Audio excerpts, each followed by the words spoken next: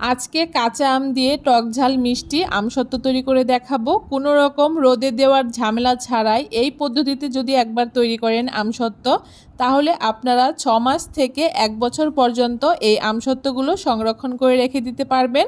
আর এই টক ঝাল মিষ্টি কাঁচা আমের আমসত্ত্বটা বানানো কিন্তু ভীষণই সহজ। নমস্কার বন্ধুরা, মন কিচেনে আপনাদের সবাইকে স্বাগত। আশা করি আপনারা সবাই খুব ভালো আছেন। কাঁচা আমের আমসত্ত্ব তৈরি করার জন্য এখানে আমি ছোট বড় মিলিয়ে 3টে কাঁচা আম নিয়ে নিয়েছি আর আমগুলোকে খুব ভালো করে খোসা ছাড়িয়ে ধুয়ে নিয়েছি। এখন আমগুলোকে আমি ছোট ছোট টুকরো করে কেটে নিচ্ছি। আপনারা আপনাদের পছন্দ মতো আমগুলোকে কেটে নিতে পারেন, তবে ছোট ছোট টুকরো করে আমগুলোকে কাটলে আমগুলো কিন্তু খুব তাড়াতাড়ি সেদ্ধ হয়ে যাবে। সবগুলো আম আমি ছোট ছোট টুকরো করে কেটে নিয়েছি। এখন আমগুলোকে আরও একবার ভালো করে ধুয়ে নিয়েছি। এখন উনানে একটা কড়াই বসিয়ে দিয়ে কিছুটা জল দিয়ে দিয়েছি আর জলের মধ্যে এখানে আমি ধুয়ে রাখা আমগুলোকে দিয়ে দিচ্ছি আর তার সাথে পরিমাণ মতো কিছুটা নুনও দিয়ে দিচ্ছি। জলের পরিমাণটা এমনভাবে ব্যবহার করবেন যাতে খুব বেশি না হয়। আমগুলো খুব ভালো করে ঢাকা দিয়ে আমি হাই ফ্লেমে 10 মিনিট মতো সেদ্ধ করে নিয়েছি আর আমগুলো কিন্তু খুব সুন্দর সেদ্ধ হয়ে গেছে। এখন গ্যাসটাকে বন্ধ করে দিয়ে একটা ম্যাশারের সাহায্যে আমগুলো খুব ভালো করে ম্যাশ করে নিচ্ছি। তবে আপনারা চাইলে কিন্তু ব্লেন্ডারেও খুব ভালো করে আমগুলোকে ব্লেন্ড করে নিতে পারেন। আমগুলো খুব ভালো করে একটুখানি আমি ম্যাশ করে নিয়েছি। এখন একটা ছাঁকনির উপরে আমগুলোকে দিয়ে খুব ভালো করে একটুখানি সেঁকে নিচ্ছি।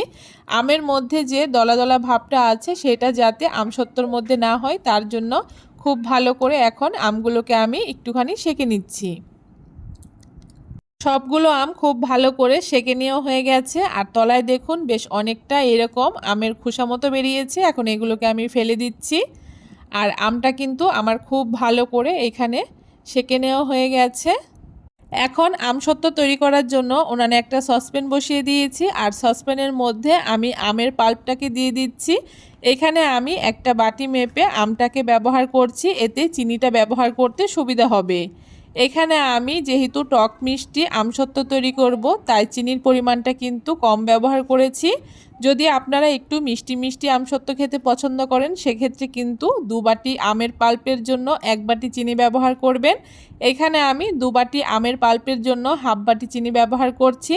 তার সাথে কিছুটা বিট নুন দিয়ে দিচ্ছি। আমসত্ত্বের মধ্যে কিন্তু বিট নুনটা ব্যবহার করলে ভীষণই ভালো লাগে খেতে। আর চটপটা একটা স্বাদ আনার জন্য এখানে আমি জলজিরা ব্যবহার করেছি আর ঝালের জন্য এখানে আমি চিলি ফ্লেক্স ব্যবহার করেছি আর সামান্য একটু গ্রিন ফুড কালার ব্যবহার করেছি। এতে কিন্তু আমসত্ত্বের কালারটা বেশ সুন্দর হবে। এখন খুব ভালো করে বেশ কিছুক্ষণ আমি এই আমের পাল্পটাকে একটুখানি জাল করে নেব। অবশ্যই অনবরত নেড়েচেড়ে যেতে হবে, তা না হলে কিন্তু তলায় লেগে যাবে। আর খুব সাবধানে জাল করতে হবে, এটা কিন্তু ভীষণ পরিমাণে ছিটকায়। খুব ভালো করে বেশ কিছুক্ষণ আমের পাল্পটাকে আমি জাল করে নিয়েছি। এখন আমসত্ত্বটাকে বসানোর জন্য একটা থালার মধ্যে কিছুটা সরষের তেল খুব ভালো করে মাখিয়ে নিয়েছি আর তারপরে জাল করে রাখা আমের পাল্পটাকে দিয়ে দিচ্ছি। আমের পাল্পটাকে দিয়ে এভাবে করে আমি 2 দিন পাখার তলায় রেখে দেব। আপনারা কিন্তু চাইলে এটা রোদেও রাখতে পারেন। 2 দিন পাখার নিচে রাখার ফলে আমসত্ত্বটা কিন্তু আমার একদম শুকিয়ে গেছে। এখন আমসত্ত্বটাকে আমি থালা থেকে তুলে নিচ্ছি আর অপর পাটটাও কিন্তু খুব সুন্দর শুকিয়ে গেছে। আর আমসত্ত্বটা কতটা পাতলা হয়েছে দেখে নিশ্চয়ই বুঝতে পারছেন। এখন আমসত্ত্বটাকে আমি ছোট ছোট পিস পিস করে কেটে রাখবো। এভাবে করে ছোট ছোট পিস পিস করলে কিন্তু যে কোনো কন্টেনারে ভরে আপনারা নর্মাল ফ্রিজে রেখে দিতে পারেন। আর এইভাবে করে কিন্তু আপনারা 1 বছর পর্যন্ত এই আমসত্ত্বগুলোকে সংরক্ষণ করে রেখে দিতে পারবেন।